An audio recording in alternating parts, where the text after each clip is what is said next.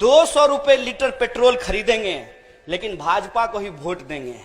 हम बोले दोस्त मेरा रिक्वेस्ट है तुमसे, हर पेट्रोल पंप पे जैसे मोदी जी का थोबरा लगवाए हो हैं करते हुए, उसी तरीके से हर पेट्रोल पंप पे 2 मशीन लगवाओ। एक जिसको अपनी देशभक्ति साबित करनी है 200 रुपए पेट्रोल खरीद करके उसके लिए, और एक हमारे लिए। हमको 200 रुपए पेट्रोल नहीं चाहिए, मोदी रहे सत्ता में या ना रहे, 200 रुपए लीटर हमको पेट्रोल नहीं चाहिए। खाओ पियो तुम और बिल फाड़ो हमारे नाम पे है? एक बात हमको बताइए, जब देश के भीतर जो दूसरे तरीके के लोग हैं जो आज ये कह रहे हैं कि मोदी जी जब आए हैं तब विकास शुरू हुआ है, हम बोले यार 4.5 साल में तो एक ही चीज का विकास हम देखे हैं, हाफ पेंट आरएसएस का बढ़ करके फुल पेंट हो गया है। बाकी तो हमको विकास नहीं दिखाई देता है। बाकी जो विकास है वो विकास नहीं विनाश है। जब इस देश में 12,000 किसानों की आत्महत्या होती है जो इतिहास में सबसे ज्यादा है। बाकी विकास नहीं विनाश है जब देश पीने के चलते उनको मौत के घाट उतार दिया जाता है। महिलाएं आज अपने आप को असुरक्षित महसूस कर रही हैं, ये तो विकास नहीं है। और इस विकास का वादा भी नहीं था, वादा तो कुछ और था। वादा तो था कि जब सत्ता में आएंगे तो सबके खाते में 15 लाख पहुंचाएंगे। रोज खाता चेक करते हैं दोस्त और देख करके फ्रस्ट्रेट हो जाते हैं। क्यों? पहले कहा कि 0 बैलेंस पे खाता खुलवाइए, अब कहता है कि मिनिमम बैलेंस मेंटेन कीजिए। अब मिनिमम बैलेंस मेंटेन नहीं कीजिएगा तो रोज रोज आपको लव मैसेज आएगा, आपका 150 रुपया काट लिया गया है। और यह भी कहा जाएगा कि यह मशीन जनरेटेड मैसेज है, मतलब आप रिप्लाई भी नहीं कर सकते हैं। यह मशीन जनरेटेड मैसेज ये है कि पैसा लेके भागे माल्या, फाइन भरेंगे हम लोग। पैसा लेके भागेंगे मोदी जी के दोस्त और फाइन भरेंगे हम लोग। इसको विकास कहते हैं? रहने दो यार, ये तुम बुर्बक मत बनाओ।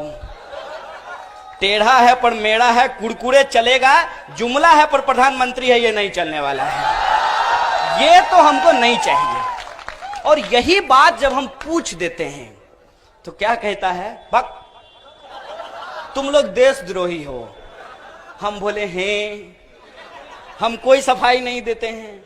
हम कहते हैं ये बताओ कि 15 लाख कहां है? देशद्रोही हो हैं, 2 करोड़ नौकरी कहां है? दाल 200 रुपए किलो क्यों बिक रहा है? ये सवाल है ना। इस सवाल को गुमराह करने के लिए हर सवाल का जवाब इनके पास है। और इसीलिए मैं जिम्मेवारी के साथ, मेरा नाम कन्हैया है, अपने घर की सफाई मेरे ही जिम्मेवारी है। पड़ोसी का घर जाकर के कोई थोड़ी झाड़ू लगाता है। मेरा नाम कन्हैया है, हम एक हिंदू परिवार में पैदा हुए हैं और मैं उम्र की बात से सहमत हूं कि आज हिंदू धर्म को अगर किसी चीज से खतरा है तो वो आरएसएस और भाजपा की सरकार है। इसीलिए आज हिंदू धर्म के नाम पे, राम जी के नाम पे जो भाजपा का ऑफिस बनाया गया, ये तो हम नहीं बर्दाश्त करने वाले हैं। और ये सवाल जब पूछ देते हैं तो गाली देने लगता है। मैंने भोरे में बोलता है भारत माता की जय, और मैंने भोरे का नाश्ता जो है भारत माता की जय, और शाम का जो है डिनर मां बहन की गाली से। अभी एक आपको नया मुद्दा देते हैं। अगर आपको संघी संस्कार से रूबरू होना हो तो किसी भी भाजपाई से राफेल का रेट और मंदिर का डेट पूछ दीजिए, भारत माता का सच्चाई सामने बोल देगा। तुरंत उसका हकीकत आपको बताना शुरू कर देगा। यह है संस्कार। और नाम क्या रखा है? आरएसएस। क्या इसका मतलब है? अब 4.5 साल में भी असली मतलब नहीं पता चला। आरएसएस का मतलब राष्ट्रीय स्वयंसेवक संघ नहीं है। आरएसएस का मतलब है रिलायंस सेवा संघ। 4.5 साल का तो यही हकीकत है। 4.5 साल में तो आज ये बात साबित हो गई कि राष्ट्र की सेवा ये नहीं कर रहे हैं, ये रिलायंस की सेवा कर रहे हैं। मैंने अच्छा, दोनों भाई में लड़ाई नहीं हो, जो अनिल अंबानी और मुकेश अंबानी के बीच में लड़ाई हो गया था, सरकार बोली कि नहीं, मैंने फूट डालो, राज करो, ये मुसलमानों के लिए है, आपस में क्यों लड़ रहे हो तुम? दोनों भाई को एकजुट कर दिया है। बोला आधा तुम खाओ आधा तुम खाओ, और ये जो खाने वाले लोग हैं, इनका जो कर्जा है, वो जो कर्ज माफी की गई है, उसका आंकड़ा आप सुनेंगे तो शायद आप बर्दाश्त नहीं करेंगे, लेकिन मैं आपको भरोसा देता हूं, आप हम पे भरोसा कीजिए। मैं झूठ नहीं बोल रहा हूं, क्योंकि मुझे प्रधानमंत्री नहीं बनना है, इसलिए आप मेरी बात को भरोसा कीजिए। वो आंकड़ा ये है कि 3,16,000 करोड़ जो कॉरपोरेट का कर्जा है उसको माफ किया गया है, और अकेले 45,000 करोड़ का कर्जा जो है इनके ऊपर से माफ किया गया है। और किसानों का कर्जा कितना माफ किए हैं? 10 पैसा। अरे दोस्त, अब नेमन चूस भी नहीं मिलता है 10 पैसा में। माने 10 पैसा में अब टॉफी भी मिलेगा। ये 10 पैसा किसानों का कर्जा माफ करते हैं। और किसान जब आए हैं प्रोटेस्ट करने के लिए, मेरे दोस्त जिसका नाम आप ले रहे थे, हम रात को लेंगे नहीं उसका नाम, वो कहता है कि ये किसान नहीं है। तो किसान नहीं है तो ये क्या है? ये किसान नहीं है, ये विपक्षी पार्टियां जो हैं उनके एजेंट हैं। यही बात बोली जाती है ना। विद्यार्थी यदि आंदोलन करने के लिए निकले तो कहा जाएगा कि ये विपक्ष के एजेंट हैं। किसान यदि आंदोलन करने के लिए निकले तो कहा जाएगा ये विपक्ष के एजेंट हैं। हम लोगों तो कह देता है कि राहुल गांधी की सैलरी पे हैं। अब बताइए, माने कैसी निकम्मी सरकार है। माने अपने निकम्मेपन का भी ठीकरा जो है वो दूसरे लोगों के ऊपर फोड़ती है। एक मोटा मोटी बात हमको बताइए। वही दोस्त जो गोबर से कोहिनूर निकालते हैं, वो दोस्त हमको बोले कि तुमको 100 करोड़ चाइना से मिला है। हम बोले कहां है, पता तो चले कि है कहां, कि ये भी अच्छे दिन की तरह है कि दूरबीन से खोजना पड़ेगा। है कहां? 100 करोड़ अगर रुपया किसी के खाते में आ गया है तो सरकार क्या कर रही है, ये सवाल है ना। अगर हमने देश के खिलाफ कुछ बोला है तो सरकार क्या कर रही है। अगर हम में से तमाम लोग जो इस मजमे में जमा हैं, अगर हम कुछ गलत कर रहे हैं तो सरकार क्या कर रही है। सरकार जानते हैं क्या कर रही है? सरकार जो है एक दूसरे का बचाव कर रही है। प्रधानमंत्री का बचाव करने के लिए सारे मंत्री खड़े हो जाते हैं। अपना अपना काम कोई नहीं करता है। ये ऐतिहासिक बात है, इसको याद रखिएगा कि आज इस देश में किसी से भी आप पूछ लीजिए तो कानून मंत्री कौन है तो वो कंफ्यूज हो जाएगा, क्योंकि वो रक्षा मंत्री की तरह दिखाई देता है, क्योंकि वो हमेशा प्रधानमंत्री की रक्षा करता हुआ नजर आता है। आप किसी से भी पूछ लीजिएगा कि वित्त मंत्री कौन है तो इंसान कंफ्यूज हो जाएगा, क्योंकि वो गृह मंत्रालय के संबंध में जवाब दे रहा होता है। कोई मंत्री जो है अपना काम नहीं कर रहा है। और ये जो नाकामी है, चाहे आप पेट्रोल का दाम ले लीजिए, डीजल का दाम ले लीजिए। एक तो खुन्नस में आकर के बोला तुमको डीजल का क्या काम है, डीजल पियोगे क्या? हम बोले यार ऐसे शौक तो हमारे नहीं हैं।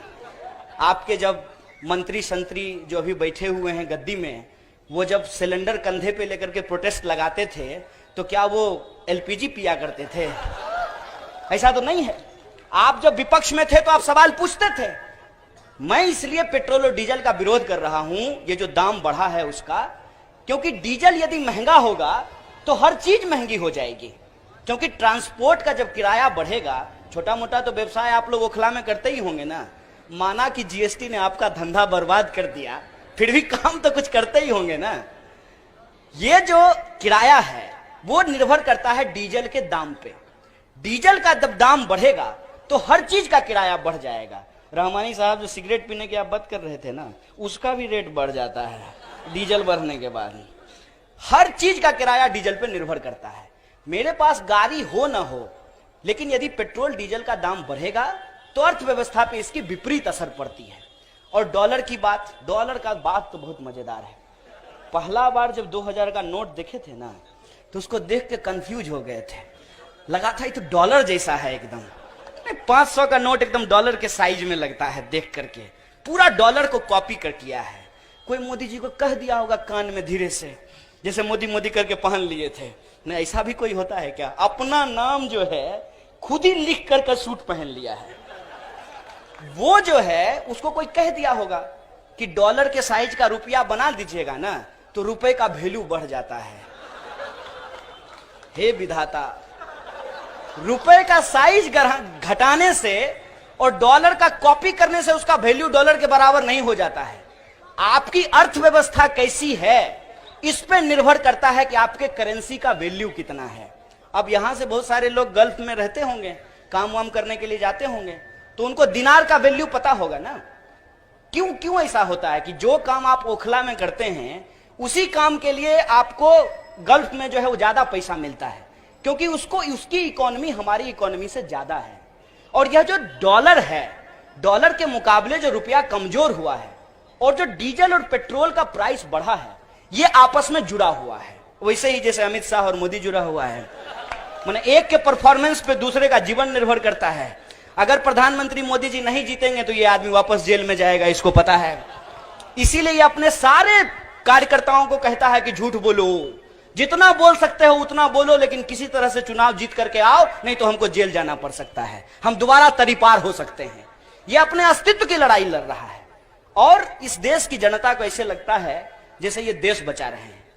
इन्होंने जो पॉलिसी बनाई, उस पॉलिसी की वजह से आज हमको तेल भी महंगा मिल रहा है और डॉलर के मुकाबले रुपया भी कमजोर हो रहा है। वो पॉलिसी ये है, मैं आपका ध्यान आकर्षित करना चाहता हूं कि ईरान के साथ हमारे संबंध खराब हुए, और ईरान के साथ हमारे संबंध इसलिए खराब हुए कि हम अमेरिका के साथ नहीं थे। भारत कभी भी अमेरिका का दोस्त नहीं था। भारत ट्रेडिशनली जो है वो रसिया और दूसरे देशों का ज्यादा दोस्त रहा है, अमेरिका का दोस्त कम रहा है। अभी जब ये सरकार आई तो आप देखे होंगे कि ये इजराइल गए थे उससे एक बच्चे से मिलने के लिए। वो खबर बहुत मीडिया में चली थी, मुझे नहीं याद है, आपको याद होगा। कितना ध्यान देंगे, जितना झूठ बोलता है, कुछ याद रहता है कुछ भूल जाते हैं। ये जो है भारत को अब इजराइल और अमेरिका के कैंप में ले जाना चाहते हैं, और ईरान की लड़ाई चल रही है अमेरिका से, तो इसने दबाव बनाया कि आप ईरान के साथ अपने सारे व्यापारिक समझौते खत्म कीजिए।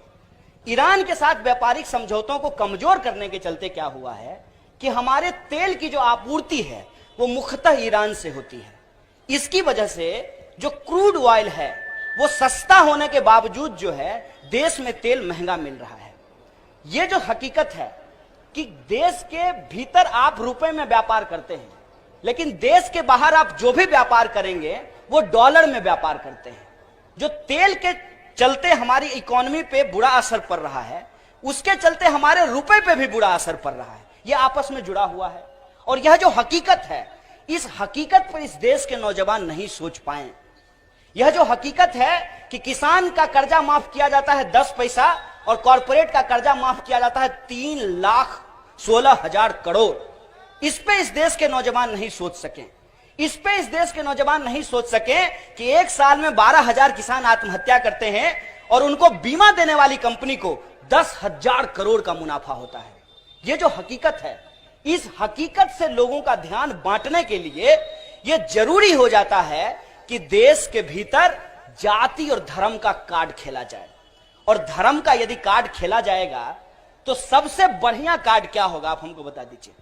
सबसे बढ़िया कार्ड तो हिंदू मुसलमान का ही होगा ना। हिंदू मुसलमान का कार्ड क्यों होगा? क्योंकि ये एक ऐसा दर्द है इस देश के लोगों के जहन में जिसको बहुत आसानी से उभारा जा सकता है।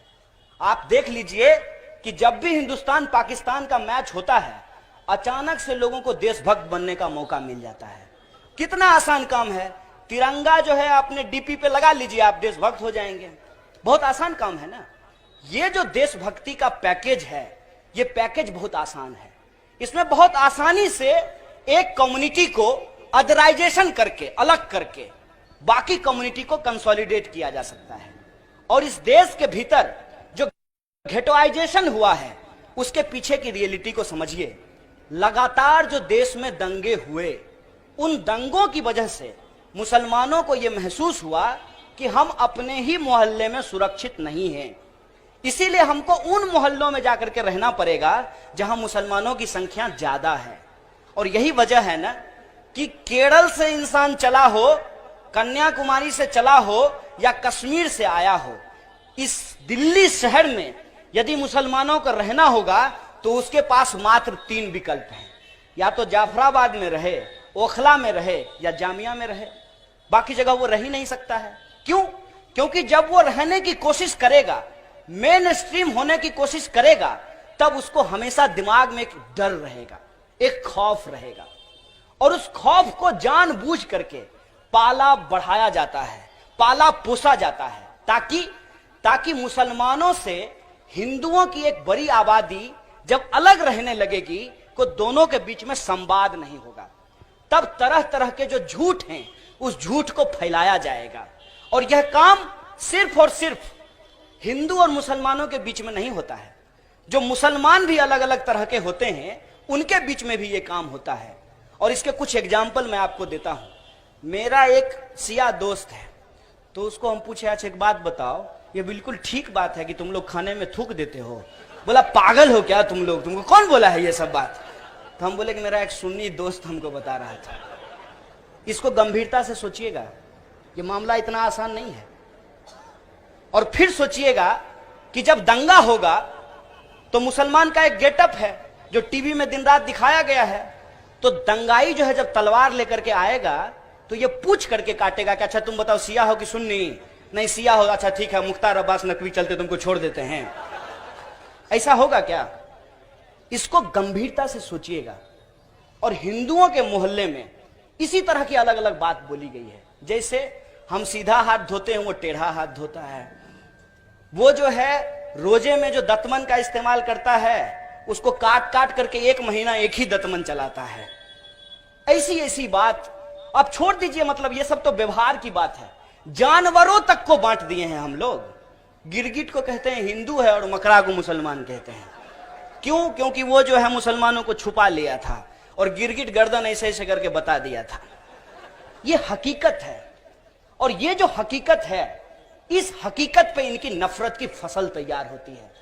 ये जो नफरत की फसल है, इस नफरत की फसल को हम कैसे उगने से रोकेंगे, उसका एकमात्र रास्ता है कि आज इंसान को जो इंसानों से बांटा जा रहा है, हमको इंसानों से इंसानों के बीच में एक रिश्ता कायम करना पड़ेगा। और वो रिश्ता यह है कि हम बातचीत करें। सबसे पहले हमारे और आपके बीच में असहमति हो सकती है। अगर मैं 10 बात कहूं तो हो सकता है कि आप 9 बात पे असहमत हों, लेकिन फिर भी मैं आपके साथ खड़ा होऊंगा, क्योंकि आपका असहमत का होने का जो अधिकार है यही जमहूरियत है। उस जमहूरियत के पक्ष में हमको खड़ा होना पड़ेगा। इसीलिए असहमति होगी, लेकिन फिर भी संवाद होना चाहिए, लोगों के बीच में बातचीत होना चाहिए, इंसानी रिश्ता कायम होना चाहिए। क्योंकि जब तक इंसानी रिश्ता कायम नहीं होगा तब तक आसानी से ये लोग हमारे जो असली मिसाइल हैं, जो हमारे असली सवाल हैं, उनसे हमारा ध्यान गुमराह करके इस देश में जाति और धर्म का कार्ड खेलेंगे। और हकीकत क्या है? हकीकत यह है कि इनको धर्म से कोई लेना देना नहीं है। और मैं पूरी जिम्मेवारी से यह बात आपको बताता हूं। कन्हैया मेरा नाम है और पूरी जिम्मेदारी के साथ मैं ये स्वीकार करता हूं कि ये जो लोग हैं आरएसएस और भाजपा के लोग, इनको हिंदू धर्म से कोई लेना देना नहीं है।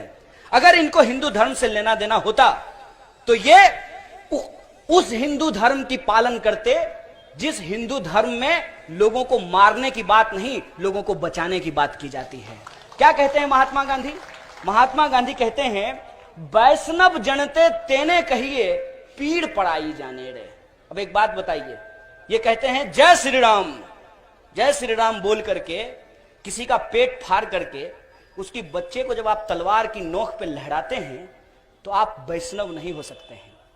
और भगवान राम जो हैं वो विष्णु के अवतार हैं, और विष्णु को जो मानने वाले लोग हैं उनको वैष्णव कहते हैं। और वैष्णव जो हैं वो हिंसा में भरोसा नहीं करते हैं, वो शाकाहारी होते हैं। अब आप बताइए, शाकाहारी इंसान गाय के नाम पे रोड पे चलते हुए लोगों को मार दे, वो क्या वैष्णव लोग हैं? उनको राम से कोई लेना देना नहीं है। राम का नाम लेकर के वो नाथू राम की संस्कृति इस देश के ऊपर थूपना चाहते हैं। और जो नाथू राम की बंदूक है, वो बंदूक इनके पास है। नाथू राम के बंदूक की जो नफरत की गोली है, वो गोली इनके पास है। और वही गोली इस देश में पानसारे के ऊपर, दाभोलकर के ऊपर, कलबुर्गी के ऊपर, गौरी लंकेश के ऊपर और उमर खालिद के ऊपर चलाई गई है। इस बात को हमको समझना चाहिए। और इस बात को जब हम समझने के लिए तैयार होंगे तो सिर्फ इस बात से काम नहीं चलेगा दोस्त कि हम मोदी की आलोचना कर दें, थोड़ा हंस लें, थोड़ा हंसा दें, इससे काम नहीं चलेगा। हमको जिम्मेवारी तय करनी पड़ेगी। जब हम समझते हैं कि यह समस्या है तो इसी समस्या में से हमको समाधान ढूंढना पड़ेगा। क्या है समाधान? पहली बात जो मैं आपको कह रहा हूं कि ना तो अफवाह फैलाइए, ना किसी तरह के अफवाह का शिकार होइए, ये पहली जिम्मेवारी है। आज यदि गांधी जिंदा होते तो वो ये नहीं कहते कि बुरा मत देखो, बुरा मत बोलो, बुरा मत सुनो। वो कहते बुरा मत शेयर करो, बुरा मत लाइक करो, बुरा मत फॉरवर्ड करो। वो आज ये बात कहते हैं। ये जो झूठ है, इस झूठ को हमको पर्दाफाश करना पड़ेगा। कल हमारा एक दोस्त आया था हमसे मिलने के लिए, बोला कि पहले दो तरह का झूठ होता था, झूठ और सफेद झूठ। अब समाज में एक नया झूठ आया है। हम बोले क्या? बोला मोदी झूठ। हम बोले मोदी झूठ क्या होता है? बोला सफेद झूठ से भी जो बड़ा झूठ हो उसको मोदी झूठ कहते हैं। मतलब झूठ स्वयं जिसके सामने आकर के शर्मा जाए उसको मोदी झूठ कहते हैं। ये जो झूठ बोलने की संस्कृति है, उस झूठ बोलने की संस्कृति में सच को ढूंढ पाना बहुत मुश्किल है। कई बार मैं आपको एक एग्जांपल देता हूं। कई बार हमारे बहुत सारे मित्र जो हैं हमको इनबॉक्स करके पूछते हैं कि उमर खालिद पे आप क्यों नहीं बोलेंगे। हम बोलते हैं एक मिनट रुक जाओ यार, अभी हम मोदी में थोड़ा व्यस्त हैं। मैं कहने का तात्पर्य यह है कि अभी पुतिन साहब यहां आए हैं। मैं पुतिन साहब पे कुछ नहीं बोल रहा हूं, लेकिन वो क्यों आए हैं चुनाव से ठीक पहले, इस बात को आप समझिएगा। यह जो सोशल मीडिया है, इसका सबसे ज्यादा इस्तेमाल झूठ बोलने के लिए किया जा रहा है, झूठ को फैलाने के लिए किया जा रहा है। तो हमारा पहला काम यह है कि हम झूठ को कैसे काउंटर करें। हो सकता है कि मुसलमानों के बीच में मुसलमानों के नाम से ही फेक आईडी बना करके उल्टी पुल्टी बात कही जाए। हिंदुओं के बीच में हिंदुओं के नाम से फेक आईडी बना करके उल्टी पुल्टी बात कही जाए। और हम लोग भी जब देखते हैं फ्रेंड रिक्वेस्ट आया है, बढ़िया सा फोटो है, तो तुरंत एक्सेप्ट कर लेते हैं। ये जो फेक प्रोफाइल का धंधा है, इस फेक प्रोफाइल के धंधे से हमको बचना पड़ेगा। हमको हमारे इतिहास से वो चीजें ढूंढ करके निकालनी पड़ेगी जो इस देश में हमारी एकता का प्रतीक है। एक एग्जाम्पल मैं आपको देता हूं, ये मैंने कई जगह बोला है। मोहम्मद रफी का नाम आपने सुना होगा। मोहम्मद रफी ने इस देश में जो ज्यादातर भजन हैं जो हिंदुओं के मंदिर में बजते हैं, उसको मोहम्मद रफी ने गाया है। राम जी की निकली सवारी जो गाना है, वो मोहम्मद रफी के द्वारा गाया गया है। तमाम तरीके के जो गीतें लिखी गई हैं, वो मुसलमान राइटर के द्वारा लिखा गया है। ये जो हकीकत है, इस हकीकत को खत्म करके आज हमको एक गलत तरीके से ब्रांडिंग करने की कोशिश की जा रही है। किसी भी मुसलमान को पकड़ करके पूछा जाता है कि बताओ उस ओसामा बिन लादेन आतंकवादी था कि नहीं था? अरे ओसामा बिन लादेन आतंकवादी था, तुम ही उसको पैदा किए थे अपनी जरूरत के हिसाब से।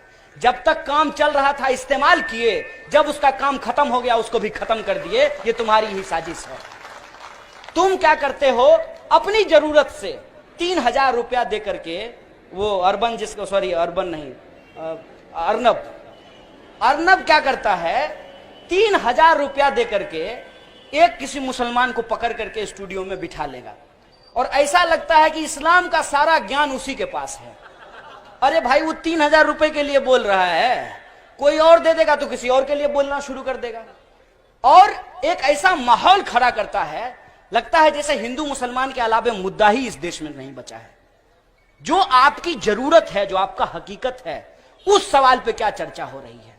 डीमोनेटाइजेशन और जीएसटी के बाद इस देश के जो आम लोग हैं, उनके जीवन को किस तरीके से प्रभावित किया है। मैं ये बात बार बार बोलता हूं कि मुसलमान ज्यादातर आर्टिजन बेस्ड कम्युनिटी रहा है, कारीगरी का काम किया करते थे। यह जो बड़ी पूंजी का हमला है, ये इनकी दुकानदारी और इनके धंधे पानी को बर्बाद किया है। यह मुद्दा हमारे लिए ज्यादा इंपॉर्टेंट है।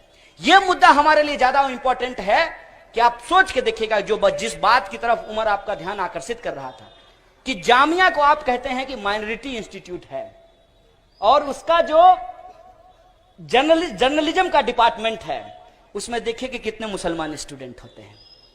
उर्दू और पर्शियन का जो डिपार्टमेंट है, उसमें आप देख लीजिए कि कितने मुसलमान होते हैं और इंजीनियरिंग और जर्नलिज्म का जो डिपार्टमेंट है, उसमें कितने मुसलमान है, उसमें आप ये देख लीजिए। यह जो समाज की सच्चाई है, इस सच्चाई को हमको समझना पड़ेगा और हमारे जो असली मुद्दे हैं, उस मुद्दों पे हमको एकजुट होना पड़ेगा। यह जो झूठ की संस्कृति है, जो नफरत का राज है, इसको हमको काउंटर करना पड़ेगा। ना हम अफवाह फैलाएं, ना अफवाह का शिकार हों। जो हमारा अनुभव है, जो हमारा इतिहास है, हम उसकी चर्चा बार बार करें। साथ ही मीरान ने मौलाना हसरत मोहानी का नाम लिया है। मौलाना हसरत मोहानी के बारे में एक बात आपको बता देते हैं। मौलाना हसरत Mohani communist party of India के लीडर थे, सीपीआई के लीडर थे। मुसलमान मोहल्लों में यह जाकर के बोला गया कि कम्युनिस्ट लोग धर्म के खिलाफ होते हैं। बहुत मशहूर किया गया इस बात को। क्यों मशहूर किया गया? इसलिए मशहूर किया गया कि इस देश के जो गरीब गुरबे लोग होते हैं उनको सबसे ज्यादा धर्म की चिंता होती है, और जो ताकतवर लोग होते हैं उनको धर्म से कोई लेना देना नहीं होता है। उनको मालूम है कि पैसा कमाना ही उनके लिए खुदाई है। वो किसी तरीके से पैसा कमाना चाहते हैं। अगर ऐसा होता तो कभी भी तो मुख्तार अब्बास नकवी और ये जो क्या नाम है उसका, भागल शाहनवाज हुसैन, कौन नाम याद रखे ऐसे लोगों का, इसके मुंह से कभी तो आवाज निकलती। इसको फर्क नहीं पड़ता है। क्यों फर्क नहीं पड़ता है? क्योंकि पैसा कमाना ही इनका धर्म है। लेकिन जो आम आवाम के लोग हैं वो धर्म के साथ आस्था से जुड़े होते हैं, ये धर्म के साथ धंधा से जुड़े होते हैं। इस बात को हमको समझना चाहिए। जिस तरीके से इस देश के आम मुसलमानों को इस बात से फर्क नहीं पड़ता कि लोग धर्म का धंधा कैसे कर रहे हैं, उसी तरीके से इस देश के आम हिंदुओं को भी फर्क नहीं पड़ता है कि लोग धर्म का धंधा कैसे कर रहे हैं। और ये जो आम हिंदू और आम मुसलमान हैं उनको आपस में बांट करके, उनके बच्चों को आपस में लड़ा करके उनके भविष्य को ये छीन रहे हैं। उनका सीट बंद कर रहे हैं, उनके विश्वविद्यालय बंद कर रहे हैं।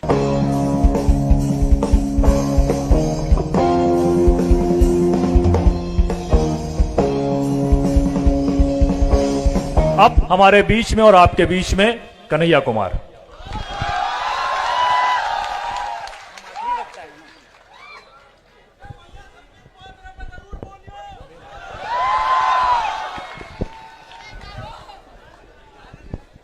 देखिए, रात गहरी हो गई है, शैतानों का नाम नहीं लेते हैं। दोस्तों, आप सब लोग इतनी देर तक इस मजमे में जमा हैं। मैं आपका क्रांतिकारी इस्तकबाल करता हूं, आपको जय भीम और लाल सलाम पेश करना चाहता हूं। साथियों, उमर जब बोल रहा था राम प्रसाद बिस्मिल और अशफाकुल्लाह का नाम, तो लगा कि अब हम लोगों का नाम लेने वाला है। खुशफहमी के शिकार हम लोग कभी कभी हो जाते हैं। और फिर जब ये आके बगल में बैठा तो हमने कहा सब बोल दिए, अब हम क्या करें। लेकिन इसने कहा है कि तुम आखिरी वक्ता हो। तो आखिरी वक्ता होने का एक फायदा है और एक नुकसान है। फायदा यह है कि बाकी वक्ता जो बोले हैं उसी में थोड़ा मिर्च मसाला लगा के अपना काम चला लीजिए। और नुकसान यह है कि नया कुछ बोलने के लिए आपके पास होता नहीं है। दोस्तों, वैसे भी आप सब लोग जो यहां बैठे हैं दरअसल लाइक माइंडेड लोग हैं। तो जो बात मैं कहूंगा दरअसल वो आपके दिल की बात है, वो आप भी सोचते हैं, आप भी समझते हैं और आप भी देखते हैं, आपका भी वही नजरिया है। तो बोलना बहुत महत्वपूर्ण बात तो है नहीं। दूसरी बात यह है कि खाली बोलने से हो भी क्या जाएगा, यह भी एक बहुत बड़ा मसला है। क्योंकि बोलने की हिम्मत तो हम लोग कर रहे हैं, लेकिन हम चंद लोगों के बोल देने से तो कोई फर्क इस देश को पड़ने वाला नहीं है। हमको वो समझने की कोशिश करना होगा कि आखिर मामला फंस कहां रहा है, दिक्कत कहां आ रही है, वो कौन सी ऐसी बात है कि सब लोग महसूस तो कर रहे हैं, लेकिन उस सवाल से निकलने की जो उनकी जद्दोजहद है उसमें उनको नाकामयाबी हासिल होती है। मसलन एक एग्जाम्पल मैं आपको देता हूं। आज आप किसी से भी पूछ लीजिए, इनफैक्ट मैं आपको बताऊं, प्यार से यदि किसी भाजपा समर्थक से भी बात कीजिएगा तो वो भी कहेगा कि यह प्रधानमंत्री बहुत झूठ बोलता है। यह सच बात है, यह सच्चाई उसको भी मालूम है। इस देश के आप किसी तबके से पूछ लीजिए, माने अंबानी अदानी साहब वैसे भी नहीं पूछ सकते हैं, हम लोग पहुंचेंगे कहां उसके पास, लेकिन उनको छोड़ करके आप किसी से भी पूछ लीजिए तो वो इस सरकार से नाखुश हैं, उनको कोई खुशी नहीं है। लेकिन वो मसला क्या है जो इनको आज भी ये कॉन्फिडेंस देता है कि हम अगली बार भी जीत जाएंगे? वो कौन सी ऐसी चीज है? मैं समझता हूं कि उस तिलस्म को समझना बहुत जरूरी है। एक बात आज हम लोगों को स्वीकार करना चाहिए, वो ये है कि इस देश में जिस बंटवारे के शिकार हम लोग आज हो रहे हैं, यह बंटवारा आज शुरू नहीं हुआ है। सबसे पहले ये बात हम आज जान लें,